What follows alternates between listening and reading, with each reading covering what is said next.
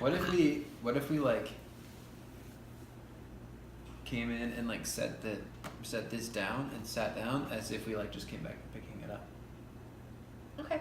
How do you feel about that? Are the plates just gonna be sitting here though? Oh no, it's a good idea. Do you want to grab the plates? Yeah, I'll take the plate.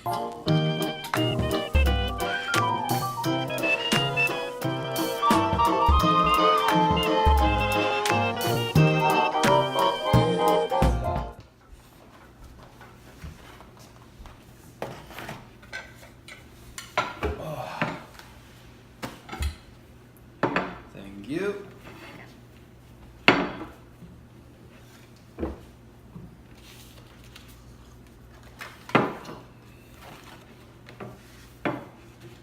Let's just have Bryan. Oh, that would be timely. You ready? I got you right as you're taking a drink. Yeah. Hello, folks. folks. Extra spin on that one. Yeah. We'll put some extra spice. Well, hey, sorry we were running late. It's been a busy week so far, and we haven't had a chance to eat dinner yet tonight. So we're gonna be eating our Domino's pizza while we talk to you about the last episode of The Bachelorette. So ignore us while we stuff our Don't faces. ignore us. Watch us. Ignore. Yeah. Ignore the fact that we're stuffing pizza in our faces. The fact that we're eating with our mouths full. Yes. Just look at our talking eyes. with our mouths full. Oh, yes. Talking with our We're mouths eating full. with our mouths full. You eat with your mouth full. What? That's crazy. Weird. This is not an ad for Domino's. We just love it. Pepperoni and banana pepper. Hand. Is it hand tossed? No. Homemade pan? Handmade pan? What is it? Handmaid's Tale. Handmaid's Tale? No, it's just pan. Pan. Oh, I guess it does say handmade pan. Oh, okay. That just sounded funny. It's like the pan isn't handmade. We're eating that. Here it is. We love Domino's. We were just talking about how much I need to stop eating Domino's because it's not the healthiest thing for you. It's literally just a cardboard box full of carbs and just We have some gastrointestinal distress. But it's worth it. Banana peppers. All right, so this was an awesome week on The Bachelorette. It was intense. There was so much stuff that happened, so we have a lot to dig into today. There were 4 dates on this one episode and no rose ceremony. It was super intense. So 3 one-on-ones, 1 group date. yeah, 6 dudes. But we really enjoyed this week and enjoyed, seeing who Rachel is going to be going to visit their family and go to their hometown. So that's really the intention of this week's episode. Is to whittle down the final 4. that's right. So we'll start off the awards day with the All the Feels Award, who for us today was Matt. Matty. Now, Poor balding dude. this was sad. This is sad for us, but also sad for a lot of people that we followed on Twitter during the live tweeting. If you want to follow along on the next episode of The Bachelorette to our live tweeting, which is mostly just plithy statements, And gifts. check it out. It's at present tenses, capital P, capital T on Twitter. Follow along. It's a lot of fun. We pretty much only talk about The Bachelorette on there, which is neither here nor there. But Matt's All the Feels was sad. It was hard to watch. I mean, we've never really seen this guy have any relationship development with Rachel. Almost none at all. And he's one of 6 guys left in the house at this time. Yeah. And we don't know almost anything about him. And so after their group date, during the group date, Matt's having kind of his one-on-one time with Rachel, just talking to her. He's expressing all these deep feelings and emotions that he has about how good it was to come on the show for him and how he's learned to let a lot of stuff go and kind of let himself go and how he's really falling for Rachel. And it was a really, really great speech. And we really liked him. Like, all of a sudden, we were like, who is this guy? He's really, really nice. Where is he coming from? Why didn't we see this before? And then Rachel just starts to get this, like, sad look on her face. She starts to cry, and she tells him that maybe in another world this would have worked out. He reminds her so much of herself. at that point, I thought she was going to say her dad. I'm I not did going to too. lie. I thought I that's did what she too. was going to say, and then she said herself. Which is weird. But it was really strange to see her get so emotional about She got him so emotional. when we had never seen their relationship build at all. And so it was just kind of it was really sad that we were sad that we didn't get to know Matt Yeah. the way that it seemed they had gotten to know each other. And I also just felt sorry for him. Yeah. Um, So Rachel sent Matt home. Spoilers, and it was kind of sad to see.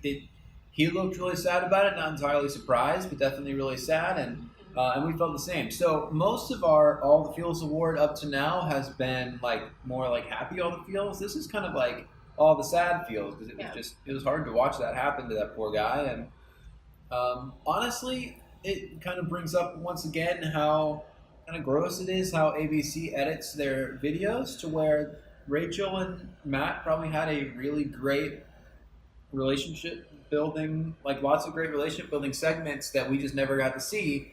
So we had no interest in him whatsoever. yeah.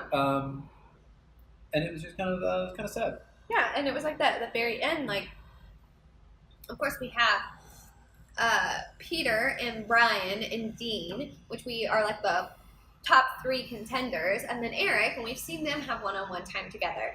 But then there's these 2 curveball guys, Matt and Adam, and we really haven't seen a lot of anything with them. And so it was really interesting because it's like you're not even any other time I've watched The Bachelor and Bachelorette shows. Those top 6, like I had strong feelings about all of them and which ones I like and which ones I don't like. This was the first time that I literally knew nothing about 2 of the people. And I could really have cared less whether they stayed or went at that point because I just didn't even know them and didn't know their relationship with Rachel until the very end when Rachel was sending Matt home. You could see like what a good guy he seemed to be and what their relationship was like. So it was just very weird as an audience member to see that happen and to not really have a lot of feelings until the very end when you couldn't care about that person anymore because they weren't there. So speaking of the forgotten members of the show, who was our most angry this episode? Our angriest person this episode was Adam, and specifically Adam when the first 2 date cards. So basically in this episode there were, like I said, 3 one-on-ones, and the first 2 one-on-ones were, the first one was to Bryan, and everyone was a little bit angry or upset about that, but Adam was extremely upset about it because Bryan had one of the more recent one-on-one dates and gets a lot of one-on-one time. So he was just really mad about it and was kind of stirring up the drama with everybody else in the house about it. And then when the second one-on-one date card came and it was Dean, he got really upset about it again because it was somebody that had one-on-one time with Rachel before. And he was just really angry about those particular dates and was upset that he wasn't given that chance and given that one-on-one time. So that's why we're giving the angriest one to Adam. Even though once they got to the dates, he seemed pretty chipper and pretty happy to just get to spend time with Rachel, which again showed us the side of his personality we had never seen And really before. confident too. He was pretty confident that he had the best relationship with Rachel in the house. Yes, which we almost gave the most adorable because it was so funny when he said that because that's just plain old delusional. Yeah, unless there was a lot more to it that we just didn't see. That bleeds over perfectly well into who our most annoying person was this week. And most annoying person, but also like just most annoying thing, really. It's Bryan and Rachel kissing. Now, mostly just Bryan, because honestly, there's something about him that's just kind of sleazy. More and more people are talking about it on Twitter while The Bachelorette's on. The other men in the house don't really seem to like him all terribly much. Although it is interesting, in previous seasons of this show, you've seen a lot more interaction in the house than we're seeing this season. That's true. I haven't thought about that till now, but we don't really see too much of the men interacting like we see on both The Bachelor and Bachelorette regularly. So maybe that's just the way it's painted. But I don't know. It doesn't really seem like they're huge fans of Bryan. Maybe it's because he's clearly a front runner in Rachel's world, but who knows? Jealous, yeah. Regardless, we don't like him that much. He definitely seems like there's something under the surface with that guy. And I don't know. He's kind of creepy. Yeah. But there's nothing grosser than the sound of Bryan and Rachel kissing all the time. Yes. And it's so gross. And they play that sound through the roof. It's disgusting. It reminds me of when, like, on Bachelor in Paradise, was it Josh and Amanda just spent the whole season kissing on the beach. Yeah, it was gross. And specifically in this episode, on their date, they went and got watches. And she was like, oh, I'm buying you this watch, which, hello, she probably didn't buy him the watch. It was ABC. But anyway. Very expensive watch. It was a very expensive watch. And they're kind of sitting in this booth picking out their watches. And when she tells him that he gets to take it home, he just starts kissing her. To the point where they're like laying down on this bench and there's this guy that's just sold them the watch, just like sitting there, looking at them awkwardly. It didn't show that, but that was what it was in my imagination. Mm-hmm. And this old man looking at them awkwardly, and they're just like making out. And it's so gross and annoying. Ugh. But look at Pixel, by the way. She's being cute back there. She's getting comfortable. We have really cute cats. But leading into that also, we're giving our most adorable award, surprise, surprise, to Mr. Dino himself. And we're doing that because when Bryan actually had his first date with Rachel, or had the first one-on-one date with Rachel, Dean, again, said, well, I don't know if he'll come back. He, he's had 18 years. He's 37 years old, and he's had like 18 years of schmoozing women, mm-hmm. and he's just fake. Like, Rachel will be able to see through it eventually. I don't know where Dean is coming up with the fact that it's just that maybe Bryan hasn't found the right person and he's just been single this long. It's almost like Dean knows something, or just kind of sees a different side of him than Rachel does. But that was another piece of evidence as far as reasons to not like Bryan. It seems like Dean definitely doesn't. Yeah. But we just thought Dean was being adorable in that situation. Yeah, and we love this second time that he's done that. So he either, like, clearly feels like the little man in the house that's kind of got to, like, poke at the big guy. Mm-hmm. But it's adorable nonetheless. And nobody really seems to care either. Like, everybody else in the house is just like, okay, Dean. Which is... We just kind of giggle at him. Yeah. But he's not... I mean, Adam was only 26. Yeah. So, he wasn't like he was the only one that was young in the house. Not at all. He is now, though. So, next up, it's kind of an outlier award, I guess. Yeah. But best dressed. Best dressed this week I'm chewing a big piece of pizza, so I was kind of looking at him like, why don't you say it? But he wasn't picking up on my clues. The best dressed this week was Peter, for a lot of reasons. One, he just looked real dapper this week. He was wearing a great suit at one point.